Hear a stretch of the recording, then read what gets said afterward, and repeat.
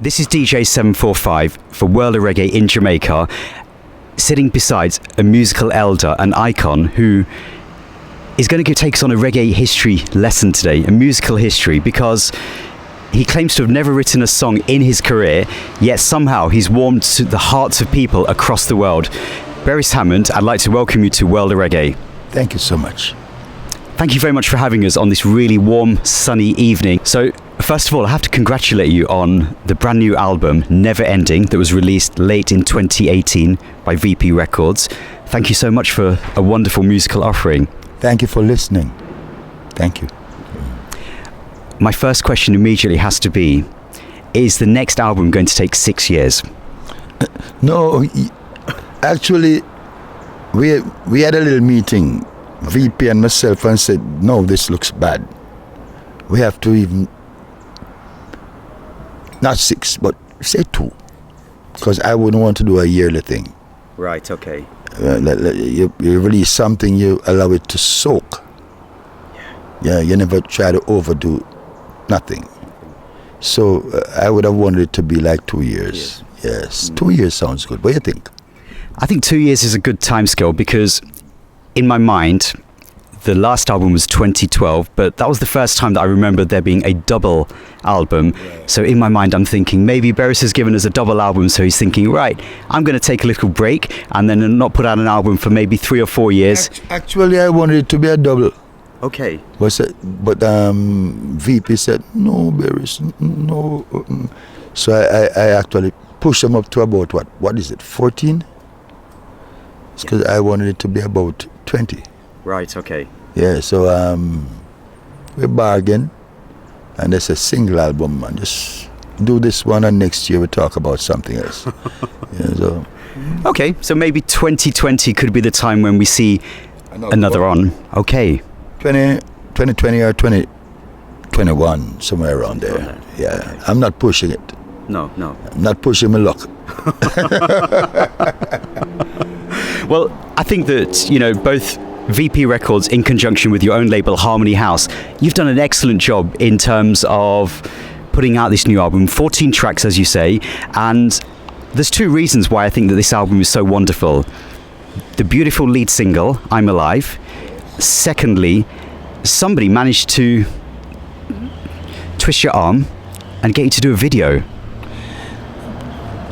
Twist my back. Twist your back? Yeah, not just serious thing, man, because I don't know, I was never a lover of shooting videos. Even though I know, particularly at this, what do you call it, this new generation, video, as I realize, is a very important thing to have.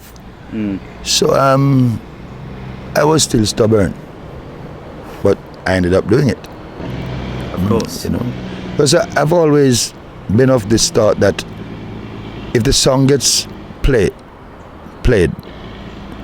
and it sounds good, then people are going to be attracted to it. They're going to buy it anyways and think, but they're going to want to put the song to a face.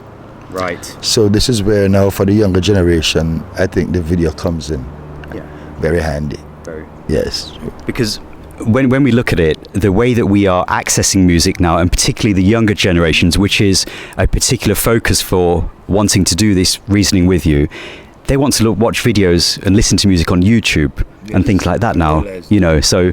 And I found myself, I don't know who posting all them things about, went on YouTube and every other thing is a Beres song. And oh, what? Yeah, and that's a beautiful thing, Yeah, introduce them to the old boy. Yeah. So I guess that... Who is really not so old anyway. No, not at all. But I guess that you're in that generation where using things like social media, Facebook, Instagram, how does that sit in your life? Or does it sit in your life? Be very honest with you, I'm not social media savvy. Right.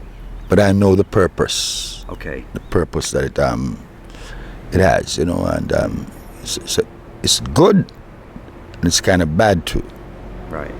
Yeah, like balances out. Yeah. Yeah, so may I work with it. You just say I'm evolving. Okay. Yeah, I'm not there yet, but I'm getting there.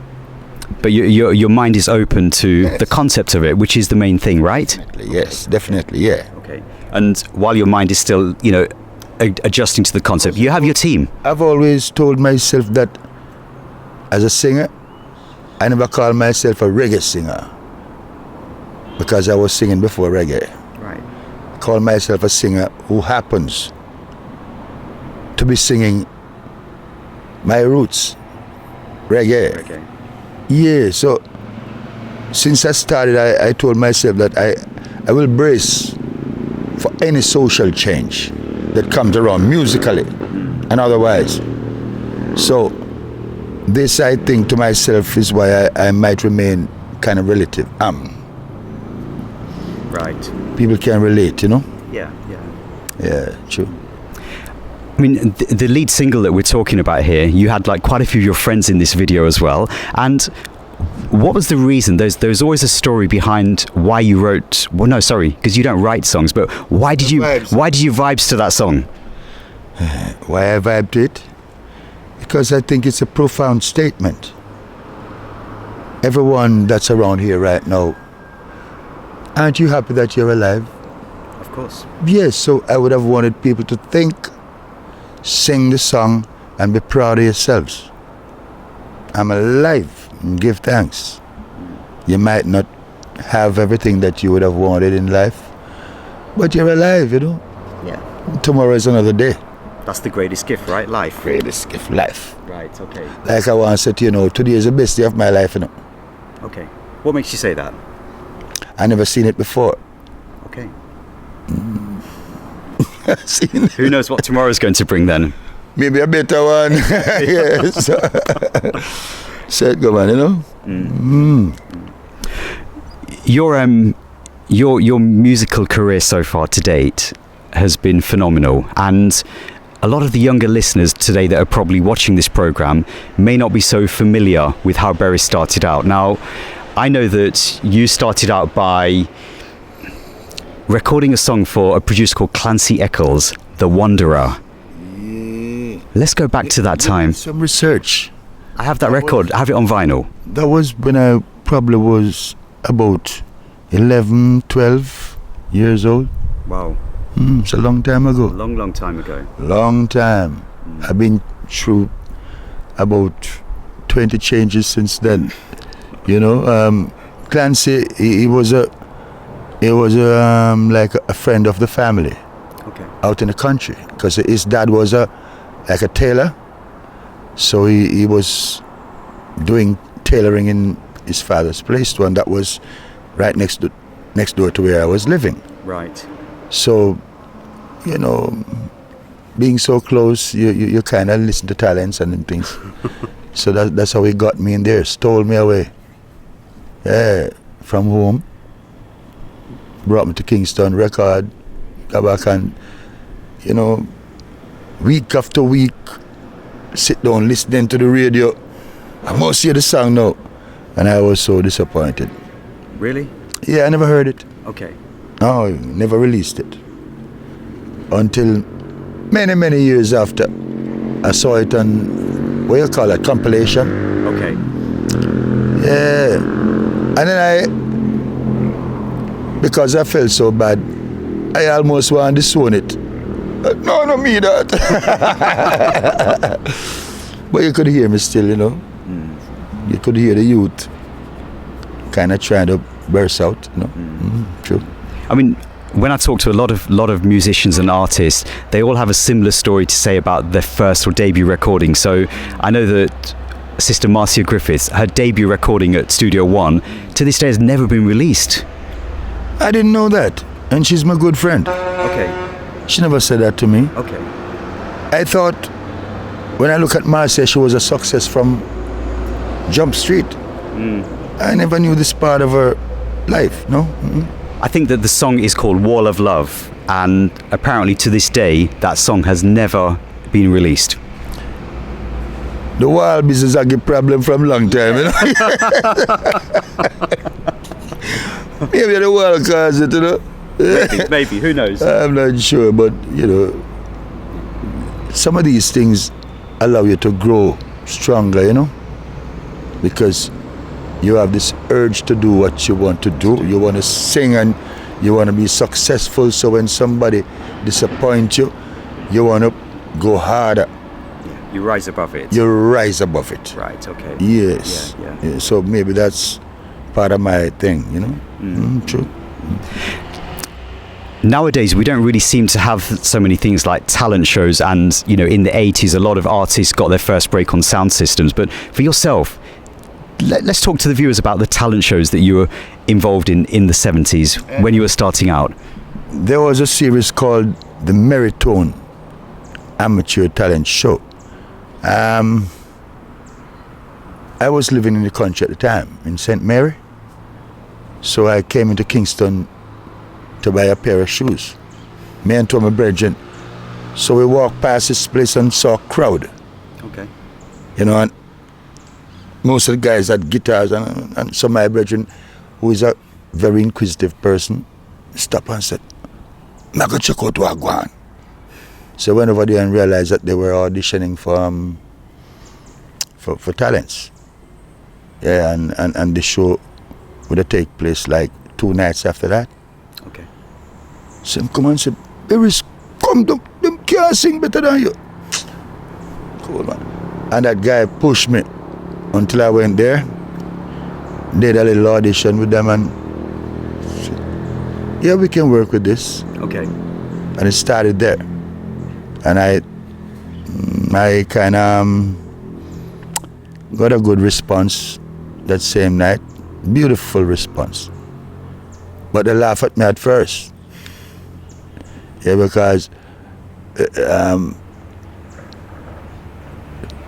for that season, maybe they thought I was wearing the wrong attire. But it was all right as soon as I opened my mouth. Yeah, I won everybody over. Okay. So, you know, that was good. Back then, were you still vibesing songs? Yeah, you know, but I never had a studio to record them. So, song come to your mind, and you start singing it and you start loving it. But then I never had access to nothing to actually, you know, record it. So that gone. Okay. Yeah, and every day is the same thing. You wake up singing and that gone. You don't remember it at all. You know, and yeah, so when I started recording now, yeah, I tried to write.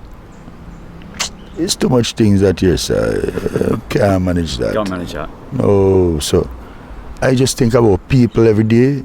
I go in the studio, people, and sometimes lots of folks around you, and they say some crazy things, and you know, make some little statements, and you say, yeah, that can work. So as soon as they enter into the studio, remember that, and you start, yeah, and you build upon that, and pretty much that's what it is. It's boring, right? Not at all. Not at all. Cool. What was growing up back then in the 1970s? What was it like for you? Because obviously you're from the country, and St. Mary, and you know, life in the country is different even now. When you're in the country, you don't even realize that you're not rich, especially if you live amongst your parents. So you go home, the food might not be the richest kind of food, as to what them call rich food today. But I now realize that the kind of food I was eating was the richest one. So it's when I came to town now I realized I was poor. Yeah. You see a different side. Yeah. Right. Sufferation start walking, you know. When you realize you cannot afford this and you cannot afford that, because all along your parents were doing that for you. I said, damn, it's a different world. I have to go sing it out. So we just, you know, it was a little struggle, but I never told myself that I was poor. even though I realize, the difference between some kids that I see, but still never underrate myself, Were your family approving of you wanting to become a singer? Say that again for me. Were your family approving of the fact that you wanted to become a singer? My mom, she was on 1,000% Okay. in approval. My dad says careless boy business. Yeah, so after a while, I had to run away from home anyways. And my mom helped me to run away. Say I should work with what I love. And what my dad had as a plan for me wasn't what I wanted. And so she helped me to run away. Finance the thing. Just cut. He never saw me again until about a year after. But then when he saw me, he saw me in the newspaper with pictures and write-up from that same Meritone show. And he was proud. And him brethren him sit down and talk, oh, that's my boy here. Probably by about half dozen gleaner, That's it, After a while now, we kind of break the ice and Warm to it. Yes. So, one of your collaborators throughout your career has been Willie Lindo. How did you first meet with Willie Lindo? Same show. Okay, from Meritone. Yes, that same night. Okay. He never left me again. Right, okay. So he always wanted me to record. I said, no, I'm not ready yet. I'm not ready. Not ready for this. So every day he would pick me up and we'd go to the studio and drop me back home. And we did this for quite a while, maybe 2 years. Until a studio in Halfway Tree, Aquarius Records, asked him to see if he can talk to me, asked Willie to see if he could speak to me, because he would have wanted to do some recording with me. Okay. So Willie, as convincing as he was and still is, got me there and we started recording this album, Soul Reggae. And it took off from the first day of release. It was mostly ballads, Yeah. So people in Jamaica knew me as the balladeer. And they never thought I was a Jamaican. Really? Took them some time. Okay. Because back then you never had the monies to dress like that superstar. So I kept myself scarce. Yes. Yeah, and you'd hear people in the street talking, no, man, he's a Jamaican. No, you're a fool. The man is a New York him come from. And they said all kind of things. Right, okay. Until, little by little, they got to realize that I'm this kind of person, Jamaican. True Jamaican. True. So, at the same time as doing the initial works with Willie Lindo, so One Step Ahead, I'm So Into You, you also had a connection to some bands, Zapao. How did that come about? It was one of them shows after I did that first talent appearance.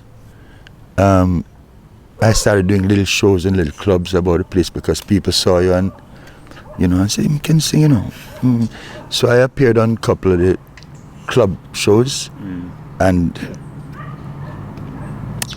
one of the guys saw me one night and said, you bad, come join the band. And so I accepted. And, it's the first time I went to America too. Yeah, about the first month of joining them, I got a trip to Miami. Okay.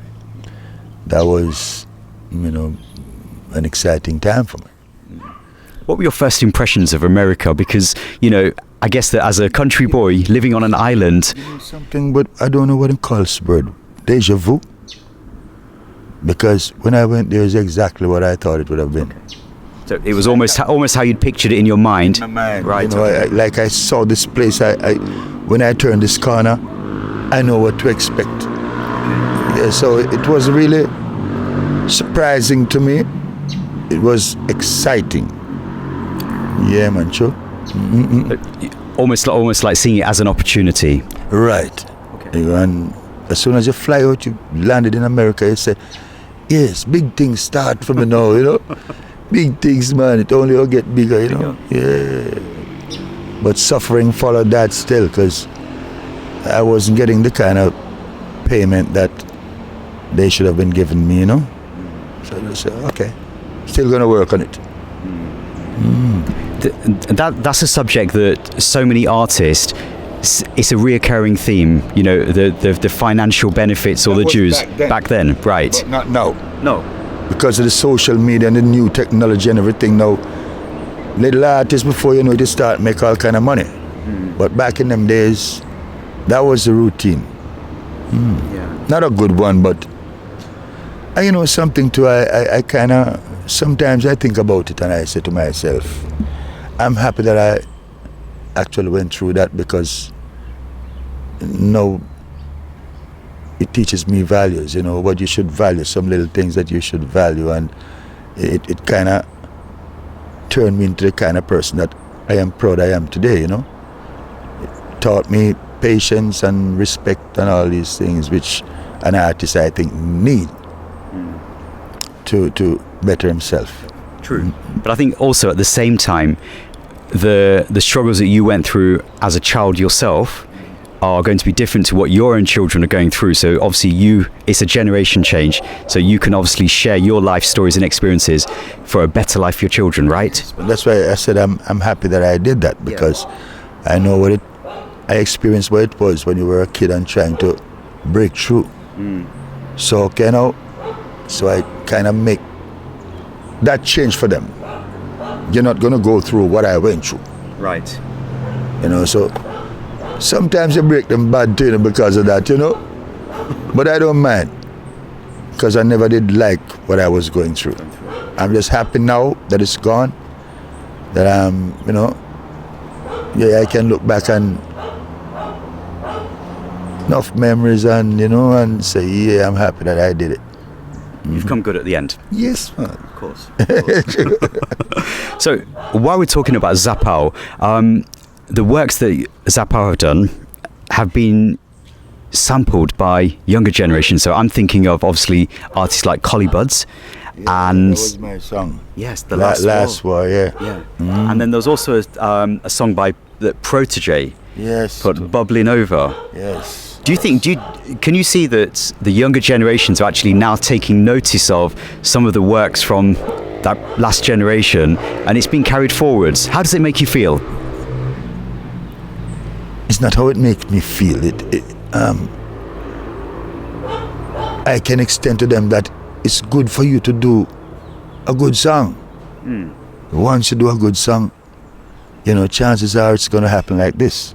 Right. Take some time out and be careful of what you say in your songs, because you sing some songs and it's going to come back and haunt you many years after. When you start having kids, the kids will say, Dad, did you do that? Nasty! You know, so I'm happy still, you know, that the kids could gravitate towards all these things. Yeah, man. Feel good about it. Good about it. And one thing I'm noticing is that when people are listening to songs like Collie Buddz come around, the Protege, Bubbling, they're actually then deciding or investigating deeper to say, right, where's the true origins of this song? And even with my own children, you know, they listen to a bit of everything, pop music and things, but reggae has a big focus on their life. So sometimes I'll catch them singing Rockaway in the back of the car because they hear it so much and it's a positive vibe. And as you said, you have to be careful what your utterances. Yes, man. True. I endorse that every day, man. And every chance I get to speak to a young singer, so I always remind them to, you know. Yeah, okay, they sound nice, you know, but Keep it positive here. Positive and clean. Yeah, keep it clean. If you want to sing revolutionary songs, there's nothing wrong with that. But don't teach your kids them. Yeah, you're living a good life now. Allow them to live good too. True. Was there any particular singer or musician that you aspired to be like when you were growing up as a youth? I grew up on the American R&B and the British music too. Okay. Yes. The R&B provided me with people like Sam Cooke and Otis Redding. And Marvin Gaye, Stevie Wonder and all these people. I wanted to have that kind of voice. Never realized that I had one. So the people kind of helped shape me out, Yeah, man, I'm happy about that. What do you do to keep your... If a virgin have a funny voice that come from England to Bobby Goldsboro. No, I'm not familiar. You need to go and check. Okay. I used to like him because his voice different, Right, okay. So I used to listen to him and say, yeah, man. Okay. Dusty Springfield and yeah, man. Okay. So I got good training just listening to them. True. How accessible was listening to music from overseas here in Jamaica? Because obviously back then there was no internet, so was it all just through radio? It was too easy because they weren't playing reggae music, local music as much. You had to wait until a weekend to hear some reggae, like on a Friday or a Saturday when they start running down the hit parade. Charts, yeah, but everything else was British music and American music, so learning these songs was like ABC. ABC. Show business.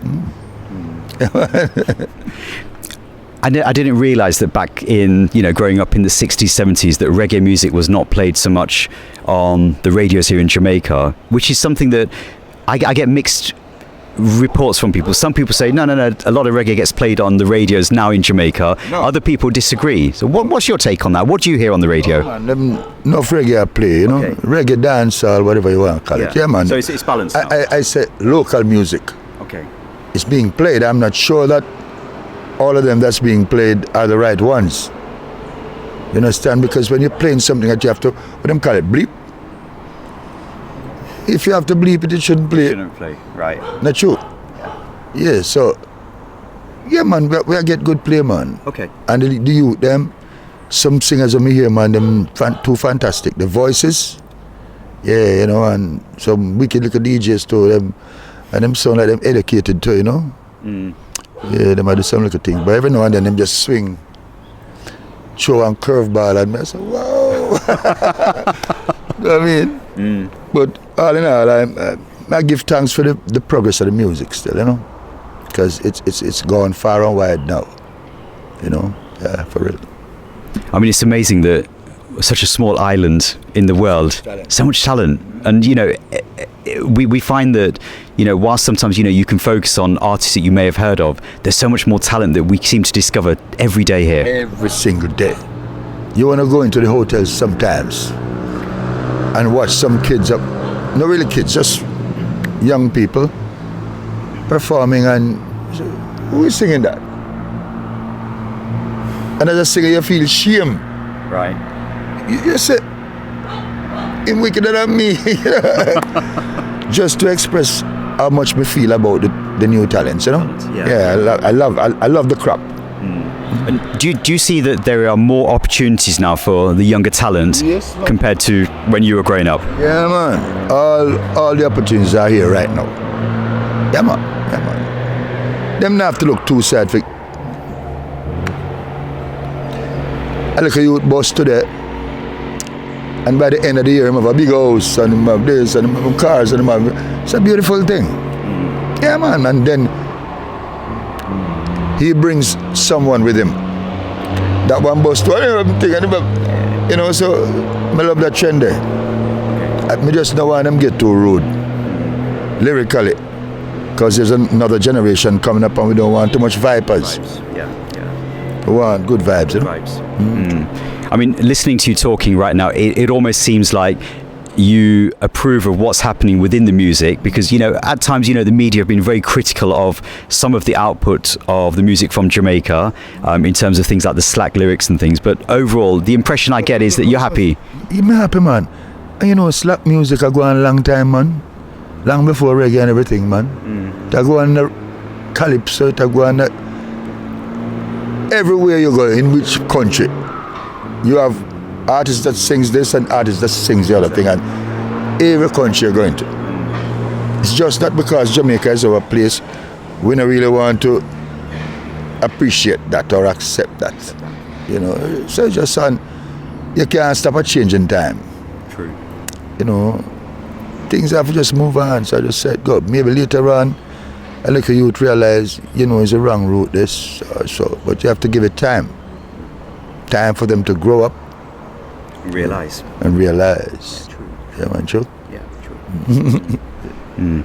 So, Never Ending. We're talking about Jamaica at the moment. You have a wonderful song, Land of Sunshine. Let's talk about the Land of Sunshine. Somebody asked me some question the other day, like an interview that you're doing, because this is not an inter. No. So we're letting everything out here. Oh, right.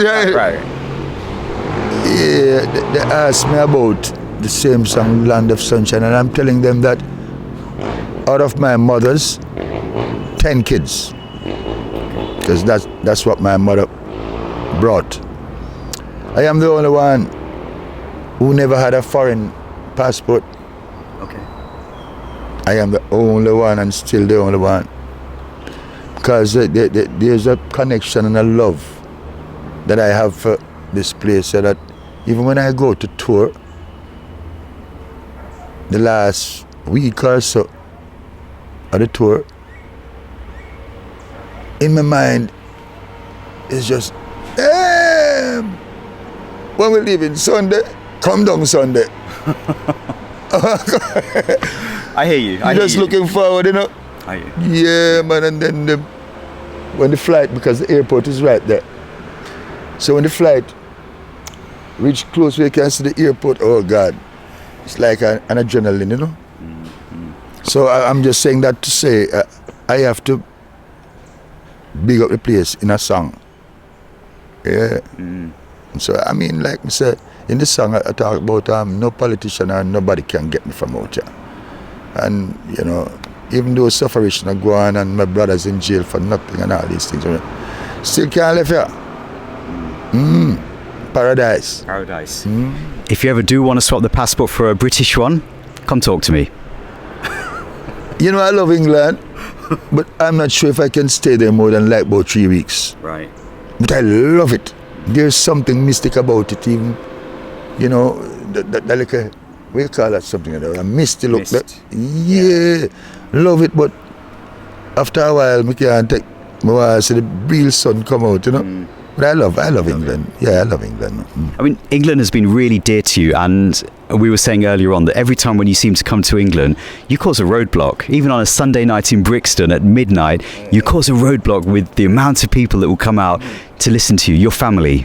England gives me a lot of love, but that you showed me something early on that I never realized, you know, because when I'm on stage, I am like you, I'm as blind as a bat. I can't see far. So, you know, you're on stage, you just hear the vibes coming to you, and the more you hear the vibes, the more you, because I am not no big performer, you know. I work off of people, energy. And damn, them show some energy to me, you know. The energy is always there. Always there, you know. That's amazing as far as I'm concerned, you know. True. One thing that amazes me even more, though, is that it's only when people come to a show with someone like yourself, Beres Hammond, that you'll have generations. Yeah. Because I noticed that too, and not just in England, but sometimes I look around and I tell myself that you probably don't even realize that you're blessed, because I'm looking at like about 3 generations. Yeah. In one audience. That is a beautiful thing. Yeah, you know, I give thanks for that. also. I think nowadays the recipe book or the cookbook is so open with so many different types of music out there. To have 3 different generations appreciating what you're doing must be very special. That is special to me. That is something that I will always remember, even if I stop singing tomorrow. I remember Beres, throughout your career, you know, you had a few generations listening to you every time. I give thanks for that. Okay. And the generations are getting younger and younger, and more people are accessing your works through social media. Yeah, man, and it's true. It's true, and it scares me sometimes, though. Make me wonder, Beres, when are you going to slow down? Because if these things keep happening and happening and happening, you know. Yeah. It's a good feeling, though. Sure. I'm sure very, it is. Very, very good feeling. Yeah. So, when you're putting on a show, you normally probably perform for what, 90 minutes, I would say? And a little more. A little more. 90 minutes isn't long enough, though, is it? There's always something you have to leave off. No, for me... For you, maybe. It's long. Okay. For the crowd, no. That's exactly what I'm saying. You know, the army of people that come out to see you, and satisfy everybody, and the ladies especially. Satisfy everybody. I realize that because if I do 2 hours, when I get off stage, somebody's always going, "You never sing my song." Right. And so you end up have to tell me the song, and them say the song name, so, and I just sing it for them a cappella. A cappella, right. I say, thank you, I'm satisfied now. It's always beautiful, you know. Always, you know.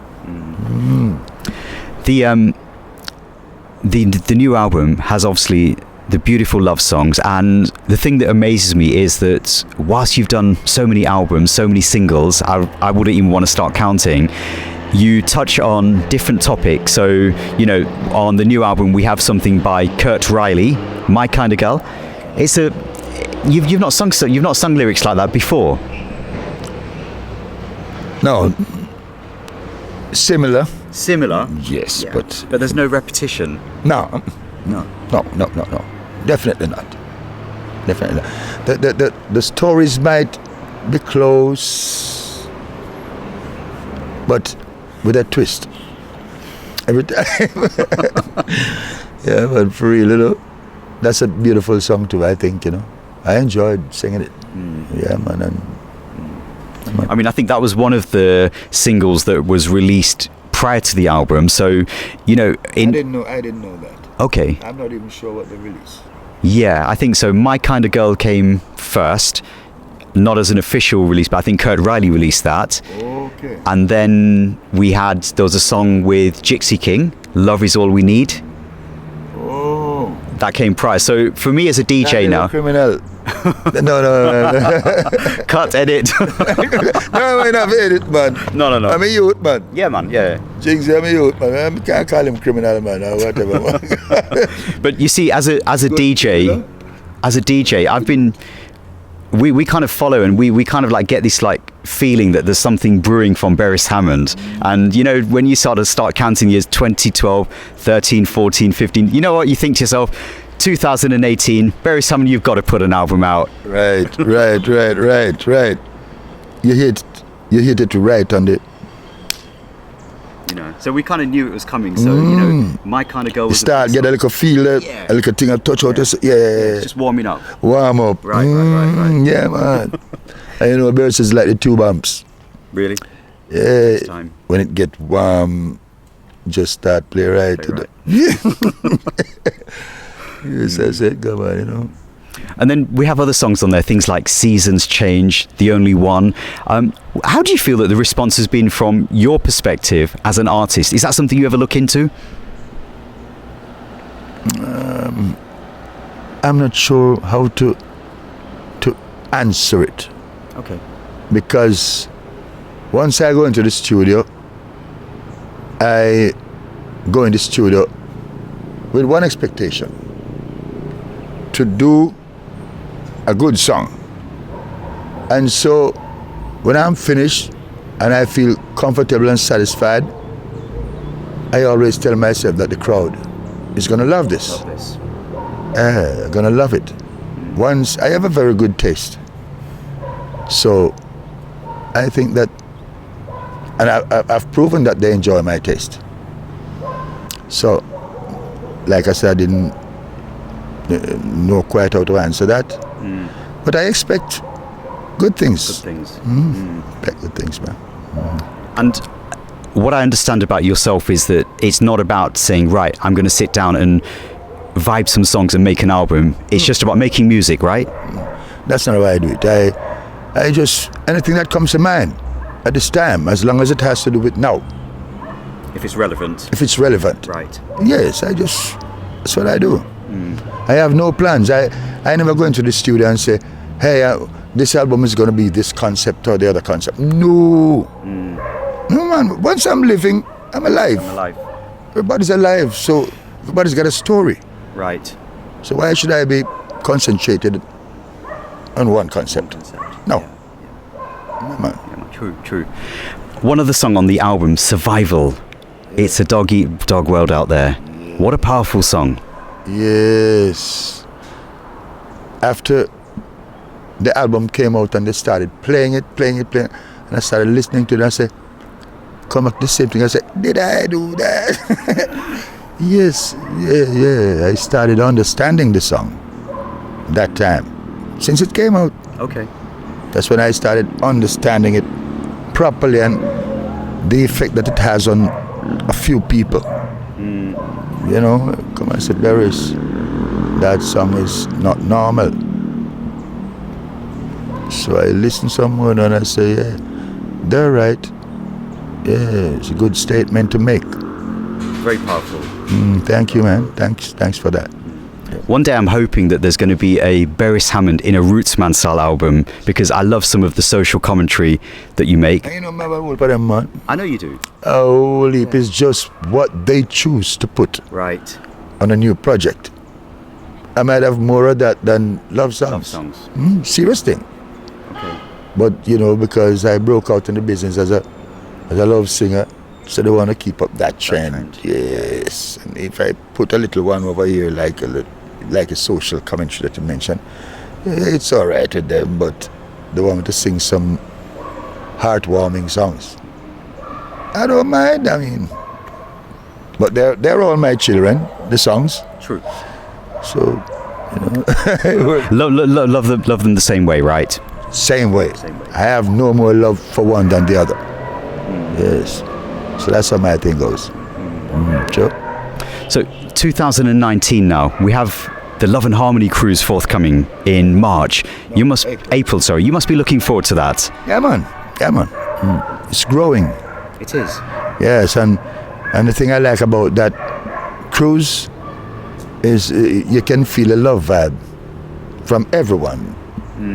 Everyone, like, they take time out to tell you good morning, hey, how you doing? You all right? And they just party with love and things. So I'm looking forward to that kind of vibe. Can't wait. Can't wait. No. And we have a whole host of other artists joining yourself. So it's going to be a very, very successful cruise. Yes, I know it's going to be. Can't wait, like I said. And I think that's an area within music that seems to be growing more and more in terms of, 5 years ago, I don't think that I can recall there being a cruise that's specifically for music of Jamaican origin as such. Well, I've never been on a cruise before. Really? So I would know.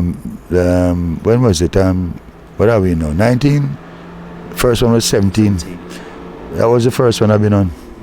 And the only one so far. I mean, that 17 and 18, you know.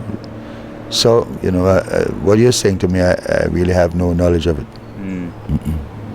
I thought cruise would have been somewhere you just go and relax and think. But music on every day, that's different. It's kind of different. So, here in 2019, when you look back on your career, which has spanned, 45 years? No, not so much. Not so much? 41. 41, okay. Do you have any regrets? If there should be a regret is, I I'm not sure if I'm going to get a chance to live it again. That's the only thing I would regret, not being able to live it again. Live it again. Yeah. Yeah, man. Because love it, man. Take the bitter with the sweet, man, and roll with the punches, and I'm fine. Get some battered and bruises and all them things, but still alive. Exactly. Still alive. Well, Beres, I want to give thanks for your time today. I appreciate you taking some time out to talk to World of Reggae, and we're going to look out for that 2021 album date. We're going to hold you to that right here. And I'm going to make sure I contact you and say, I'm living up to my word. 2021. We give thanks for your time today. One love. Thank you so much again, man. Bless him. Bless him, man. Every day. Pop, pop. Cool. Right. I give thanks. Yeah, man. Enough love, cool. man.